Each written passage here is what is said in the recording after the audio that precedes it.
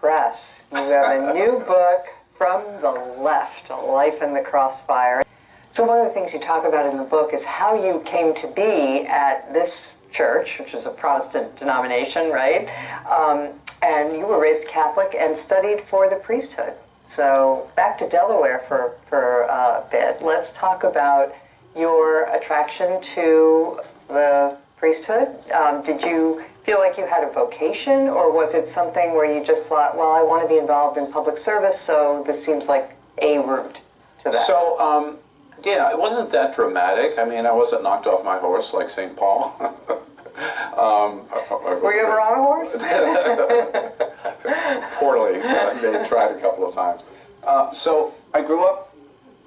I grew up a Catholic. My parents were Catholic. My father was. My grandmother Catholic. So I was raised a Catholic. Went to Catholic. Went to Mass every Sunday, and then went to Catholic high school. So for me, it was just like, that was like falling off a horse. You know, there was no big decision there. But when I was in high school, thinking about what I was going to do after I graduated, it was really public service that I was interested in. And I was thinking of either becoming a lawyer and being a public interest lawyer, or then the priesthood appealed to me, and I'll tell you why. It's sort of like the priest that I knew at the school. I went to Catholic Boys High School in Wilmington, Salesianum High School, great school. But they had good life. I mean, you know, they played a lot of golf. Everybody loved them. They were like considered up on a pedestal, you know? People invited them to their homes. They were like little movie stars. Yeah, you know, and no family, no responsibility, no bills to pay or whatever. I mean, it looked like a pretty good life to me, and a public service life. Yeah. So it wasn't the religious thing, it was more the lifestyle that appealed to me.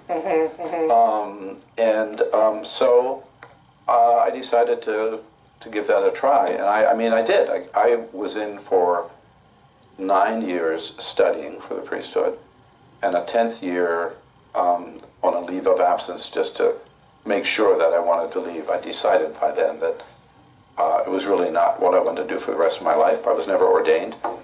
And the head of I was part of a religious order, the head of the order said, look, you've been here 9 years, we have that investment in you, you've got that investment in us, let's at least give it a year of trial before you cut the cord.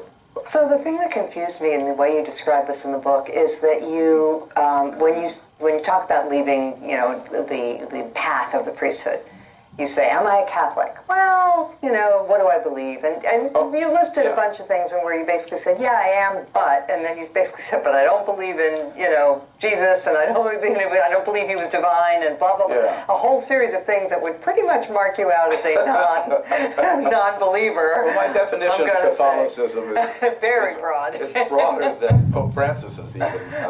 This is pretty broad. Yeah, there is a bridge there that I guess I ignored, which is, so I come out of the seminary, and I'm still a person of faith, and I was looking for a meaningful religious experience and faith experience, which I could not find in a Catholic church. But I went to when I left the seminary, I was living in Switzerland, studying there. Right.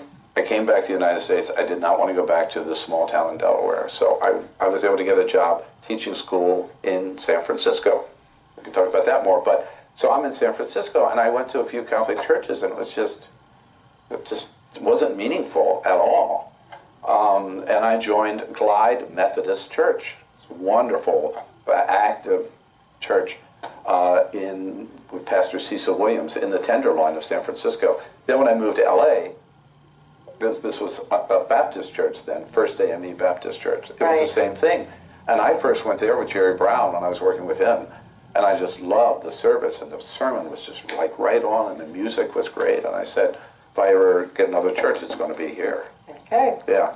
And then, so my Catholicism is, I mean, I guess some people call it cafeteria Catholicism. But, you know, having been born and raised a Catholic, I don't feel that I have to join any other organized religion. I'm kind of skeptical about all organized religion, to tell the truth. And I've never gotten a letter from anybody saying you're no longer a Catholic. So. Right. Well, if they have such things. After this program, they will. Sorry to do that to you.